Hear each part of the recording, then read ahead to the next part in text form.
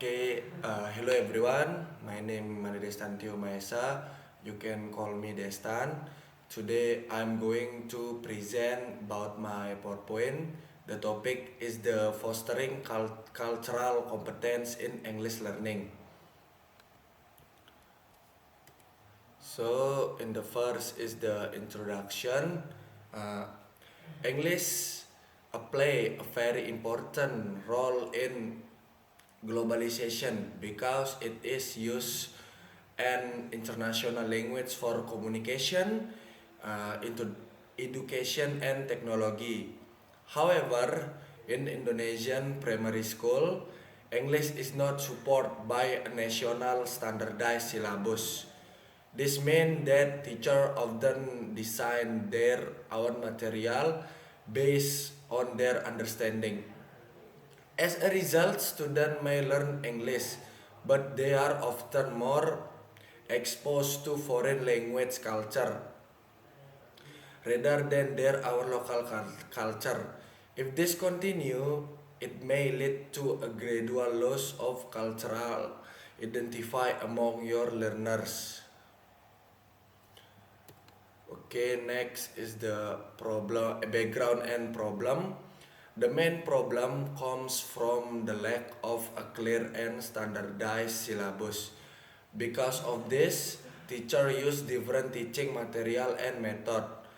Some teachers may focus only on grammar and vocabulary, while others may include culture but mostly foreign culture.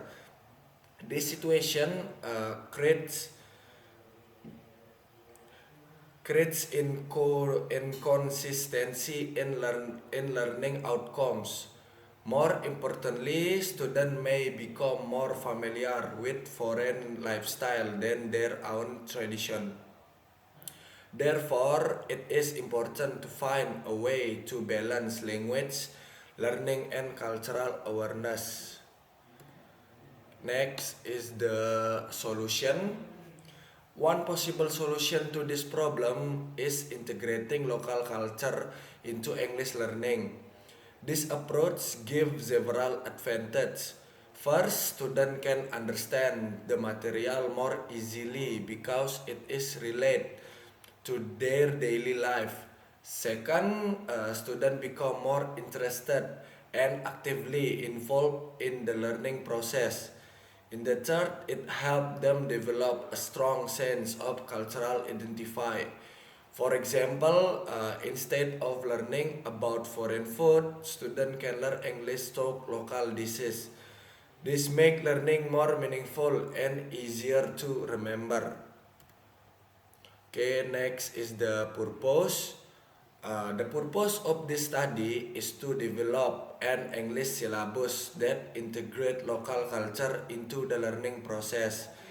This syllabus is not designed to improve student language skills such as speaking, reading, and writing, but also to build student character, especially their appreciation and respect for their own culture. In another word, the goal is to create a balance between language competence and cultural competence. Okay, next is the main concept. This study is based on the theory proposed by Michael B. Biram. According to Biram, learning a language involves understanding several aspects such as social identify, social interaction, culture and history and behavior.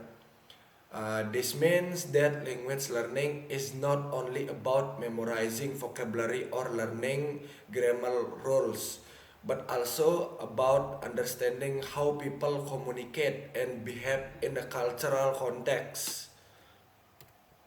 Okay, next is the method. This study used a development research method to create a practical educational product. There are three main steps in this process. In the first is the need analysis, where the research identifies student needs, ability, and learning context. Second, designing the syllabus based on the result of the analysis. And the last, testing and revising the syllabus to ensure that is effective and suitable for classroom use. Okay, next is the material and topic.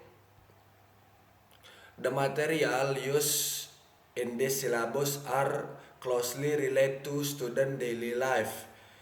Some example include topic like family, school, traditional market, local food, and traditional games.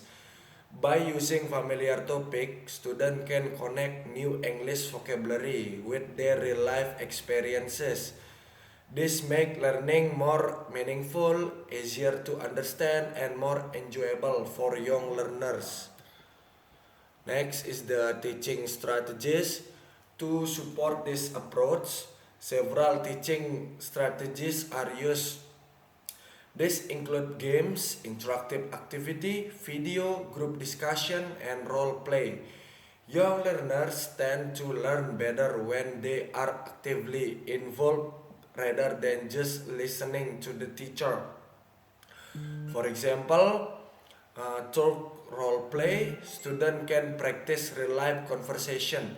Through games, they can learn vocabulary in a fun and engaging way. Next is the learning stage. Uh, the learning process is divided into four stages. The first is the building knowledge of the field, where students are introduced to the topic.